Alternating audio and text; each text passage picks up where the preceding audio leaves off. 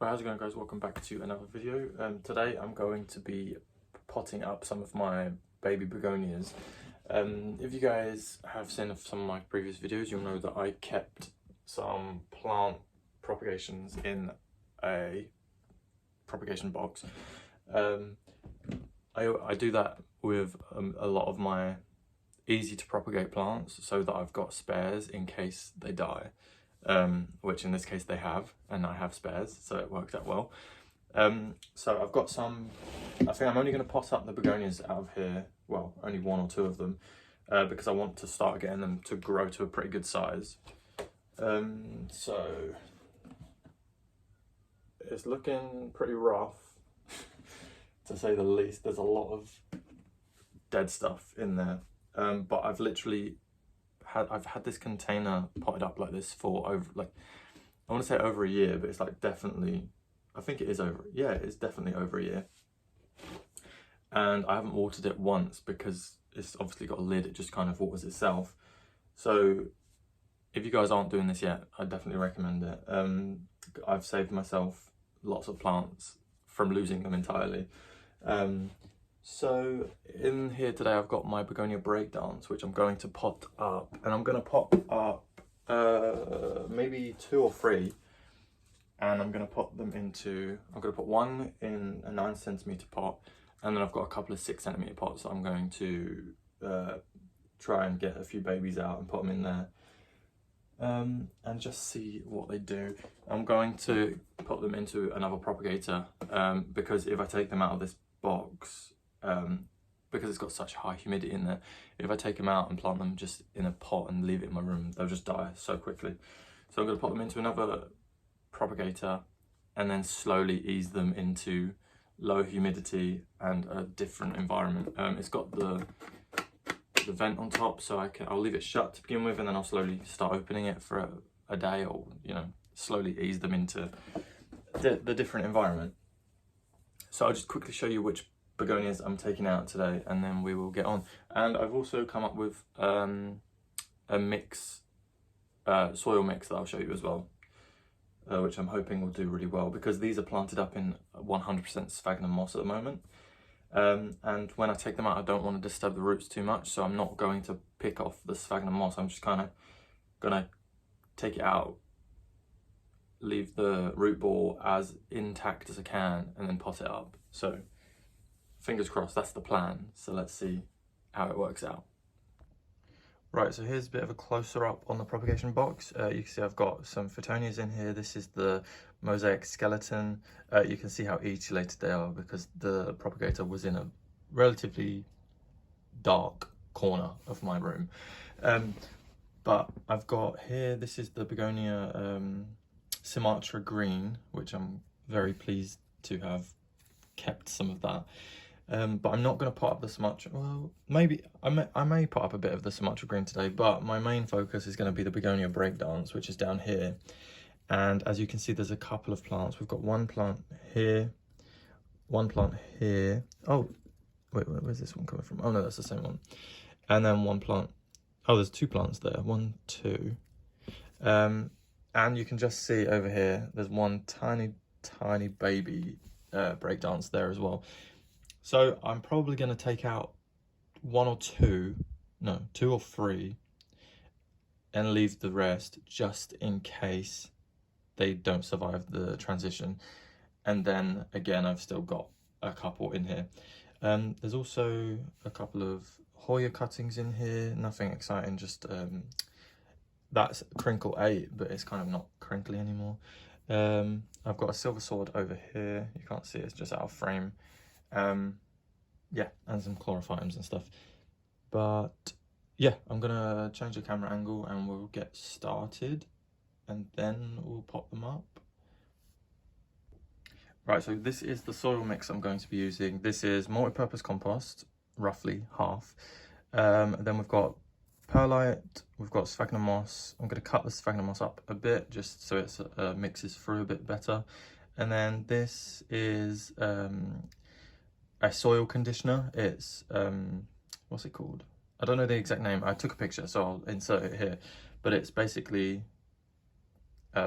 insect waste, and it really just helps with the nutrients in the soil. So that should hopefully do quite well once I mix all this together. I'm gonna get some scissors and cut that up and then mix it up so it's all ready to use.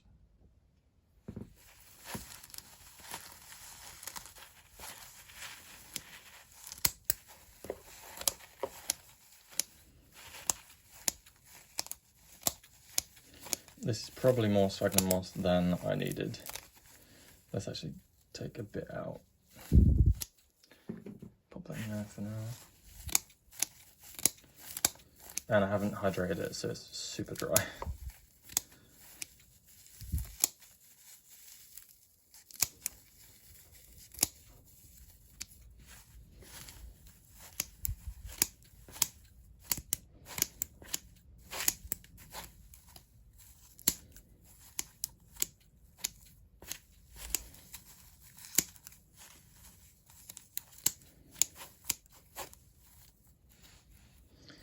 Right, okay, now let's mix it all up.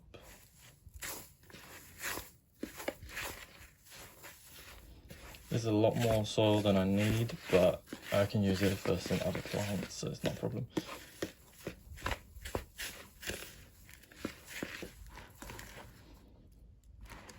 Alright, there we go, that's looking pretty good. It's going to be nice and airy, it's not going to be too wet.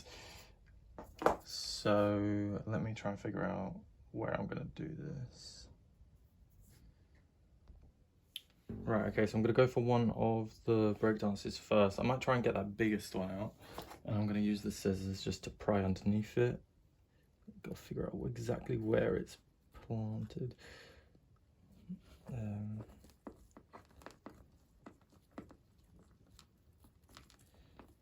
Okay. This is bringing up the carpet of moss. I don't want to pull it too much. Okay, how's that looking? Oh, it's really not got that many roots.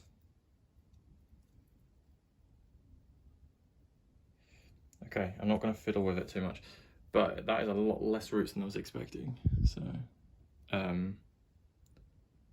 okay, let's just work with it.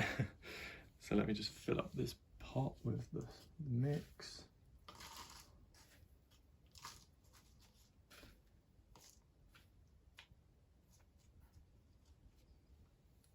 Just place that there. Gently. I just need to make sure I'm covering up all the roots so that they survive the transition. I don't know that I'm too worried because they are going into another environment that is going to basically match this exact environment. I just really don't want to lose it. Right, there we go. So there's that one. These beautiful new leaves coming through are so dark, they're lovely. If I really wanted to, I could cut these two leaves off and use them as propagations as well. I'm not going to, but if it does start to decline, that's going to be my first action plan. I'm going to do that.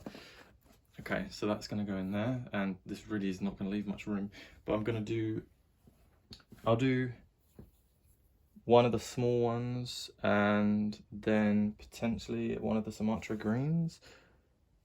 The only thing with the Sumatra green is it's really tall, and I don't think it's going to sit very well inside the other propagator. So let's grab a small pot, and we'll try and get one of these other ones up. I might go for this tiny one in the corner here because it's looking really healthy. So let's try not to kill it. Oh, God. I can't tell if it's the moss that's snapping or if it's roots. Okay. Let's have a quick look through. Yeah, that's all moss, so that moss is not attached. They really don't have many roots, which is very surprising. Okay, so it's literally just holding on to one piece of moss there. And there's like a handful of roots, there's like 5 roots on that. So let's quickly lay that down, fill up my little pot. and hope for the best. I'll make a hole.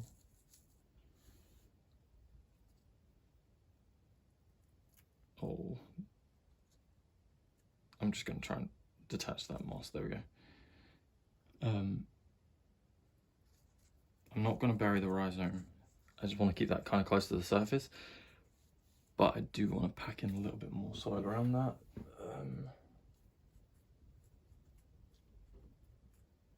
Yeah, there we go.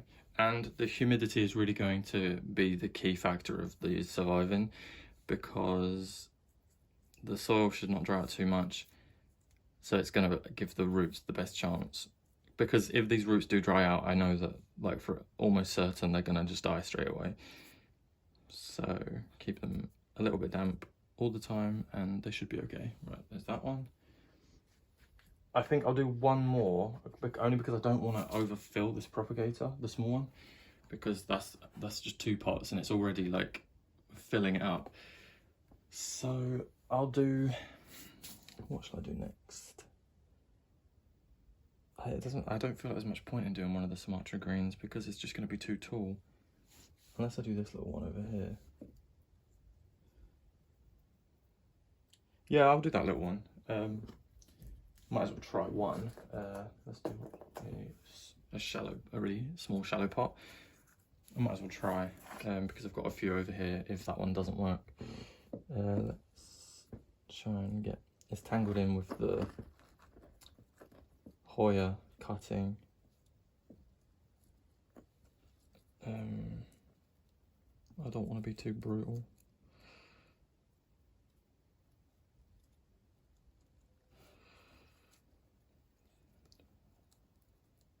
Oh God.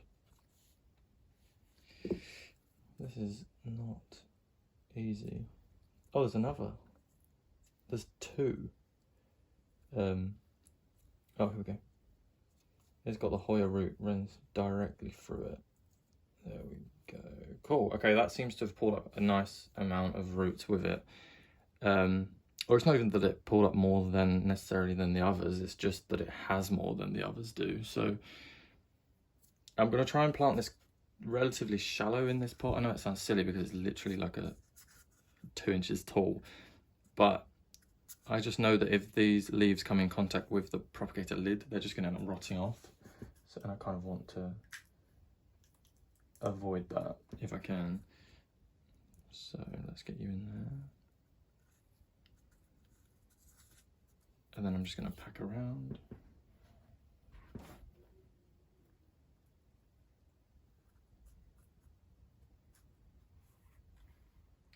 If you guys are looking to do some propagations of your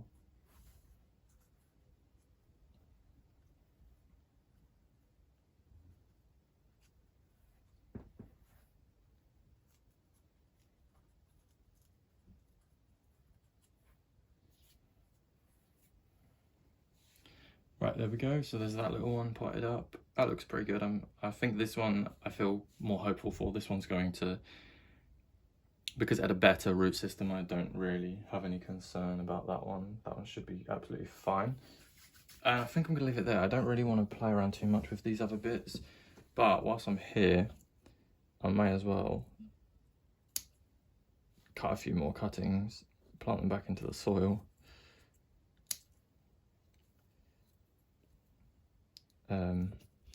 Because they're all touching the roof anyway, so I may as well cut them back a bit.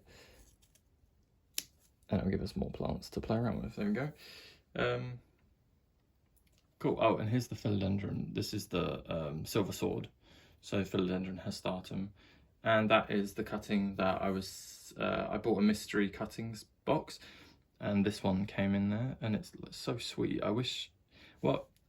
I partly wish that the philodendron hastatum would stay this small because the leaves are a lot more, well, it's a lot more manageable because the hastatum leaves get to like 1.5 feet long and they get to that size very quickly. So they quickly become unmanageable. Yeah, what else? There's nothing else. I'm going to leave the rest in there and cool, looking good.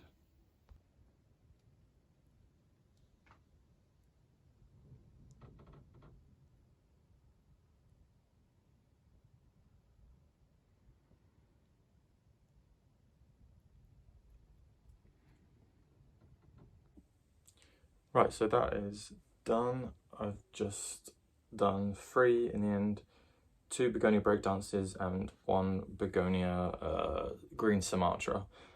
And I will definitely keep you guys updated. I'm hoping that because they've been fine in that propagator for such a long time without me doing anything to them, I'm hoping that I can kind of use that same method with this. If I just I'll give them a water, keep it closed, put it in a bit of a brighter position than that one has been, and hopefully that should really get them growing quite nicely. The main thing I would worry about is any mold developing in here, as well as overwatering because it's in a sealed unit. I'll just need to make sure I only give it a slight bit of water so that they're just a little bit damp each and not wet. But yeah, they are hopefully going to do really well because I was gutted that I lost the begonia breakdance because that one was really one of my favourites and I'd been looking for that for such a long time. But the thrips came around and they destroyed the majority of my begonias. Because I've kind of told myself that I'm not getting any more philodendrons because they are terrible with thrips, and every philodendron I've ever had has always got thrips and it just kills it so quickly. But then when the thrips are on the begonias, it's harder to tell because usually telltale signs is the leaves will get a bit of yellowing on them, and you can quite quickly tell that there's a thrip infestation. But with the begonias, they don't tell any signs. They just kind of start dropping their leaves, and then you think, oh, I'm overwatering, underwatering, but you don't think about thrips with begonias, or I never did. And that is the one thing that really got all of my begonias. So luckily in this sealed container, the propagation box, there weren't any thrips in there, so I've managed to save a few bits. So if you haven't done that yet, please make sure you give yourself some sort of insurance with your plants and take some cuttings. And then, contradicting what I've just said about philodendrons, I did just buy a philodendron melanochrysum last night. Just a bit of I was just Googling, seeing what cuttings are for sale, and then I saw one of those and I thought, oh, I might try that because it looks really nice. And then I searched around for a more affordable, because I think they're still quite expensive.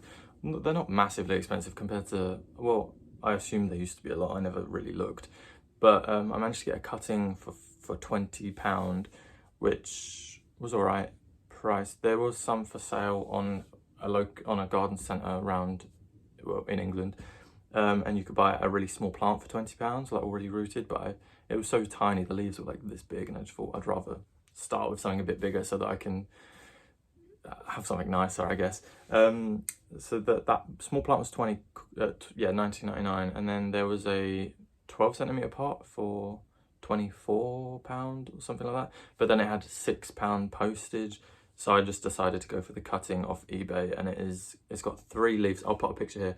It's got 3 leaves, and it's big, and it was free postage, so you can't go wrong. I'm just hoping it turns up okay. So I will obviously do a video of that when it turns up. It should be here within 3 days, but the Royal Mail's going through strikes and stuff, so I don't know when it'll be here. But yeah, I'm hoping if I only have 1 philodendron, I should be able to keep on top of thrips if it gets anything. It shouldn't do, because I don't really have anything else in my collection that does get thrips other than my Hoya polyneura, but it gets that's very manageable. I manage that really easy. So I think that's it. Yeah, so I hope you guys have enjoyed that. It's been a nice, just a little quick video, but it feels good to start getting into the role of videos again, or making videos. I've really missed it because I used to do it a lot, and then I stopped doing it entirely. And yeah, so I'm glad to be back, and I am going to start expanding my collection potentially a little bit. Well, I will. I just don't want to go crazy again, but I definitely want to start getting a few more plants. I will do a plant tour soon, very soon. I've got very few plants compared to what I used to have, but I'll show you guys and explain it all when I do the video. I hope you guys have enjoyed, and yeah, I'll see you guys in my next video. Please do like and subscribe. And if there's any questions, anything you want to see, do let me know in the comments and I'll reply to you. But for now, I'll see you guys later. Thank you so much for watching.